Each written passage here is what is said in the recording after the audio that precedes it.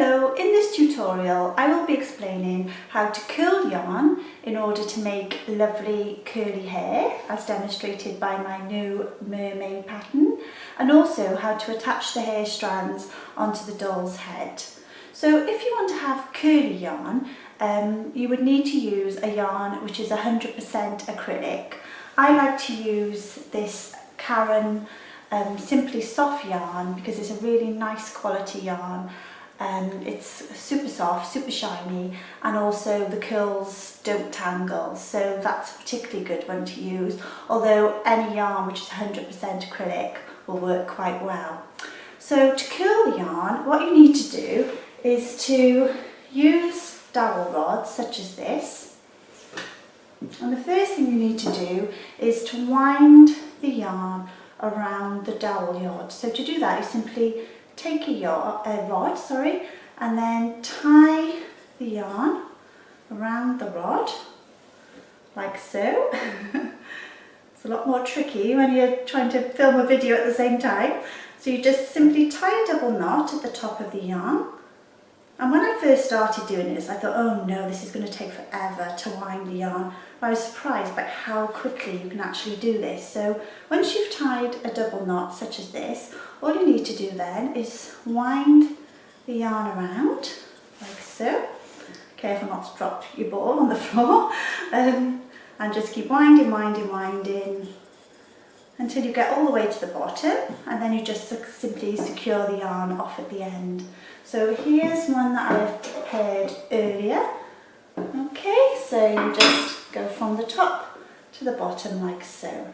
So once you have your yarn completely wrapped around your rod, you then need to soak the rod in water so that the yarn gets completely soaked. So once you've done that, it's simply a case of baking the rod with the yarn in the oven. So I decided that would be best to use a baking tray such as this one here.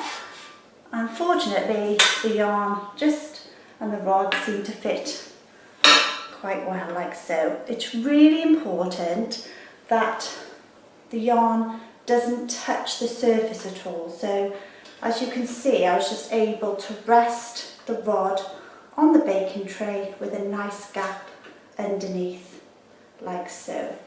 So for the doll's head, the mermaid's head, I actually needed to wrap about 22 rods. So it's a little bit time consuming, but I think it's well worth it as the effect with the curly hair, it does look really good. So once you have your baking tray covered in the rods, you then need to bake them in the oven on a temperature of about 120 degrees centigrade or 250 degrees Fahrenheit, and you'd need to bake them for about 45 minutes to an hour. And then once they've baked, you just need to take them out of the oven and leave them to cool before unwrapping the rods. So once they've cooled, it's just a simple case of unwinding the yarn and you should have a lovely curl effect. And then it's just a case of attaching the yarn onto the doll's head, which I'm now going to demonstrate with a close-up. Thank you. So as you can see, I decided to knit the doll's scalp in the hair coloured yarn, just so then that means that you don't need to add so many strands to fill in all the gaps. So the next thing you need to do is to take a length of your nice bouncy curly hair strand like so. You need to find the mid point of the yarn and then thread that through a needle. Okay, and I think I'm just going to begin perhaps at this point here. So you simply take the needle point, pass it underneath the stitch like so, bring the needle through with the loop, take the loop off the needle and then pass the strands through the loop pull in the loop nice and secure, like so, to secure the hair strand, like so. Now at this point I've left the hair quite long, because once you've attached the head onto the mermaid's body, you can then decide the actual length of hair and trim the length to fit afterwards. Okay, so you then need to attach the next strand, so I'll just pop that there for now. So you get your next strand of hair, like so. Once again, you need to find the midpoint of the yarn, thread through the needle, like so, and I think I'm going to place the next strand, miss a stitch and do it on the next one along, like so. So once again, you need to bring the loop through, take the loop off the needle, and then pass the hair strands through the loop and pull to secure, like so. And as you can see, they are keeping their curls.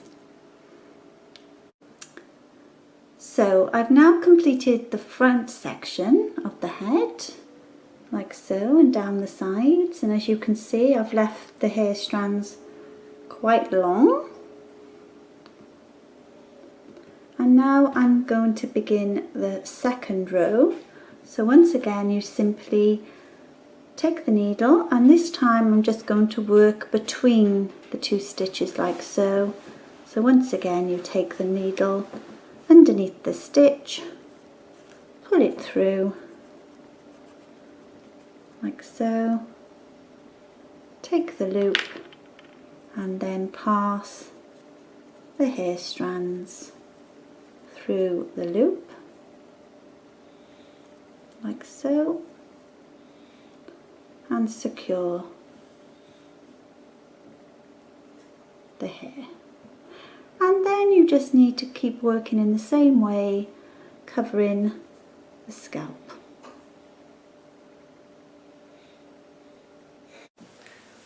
So here we have the completed mermaid's head, and as you can see, I've attached quite a few strands of hair towards the front of the head, and then on the back of the head I've just kind of spaced them out a bit more, like so.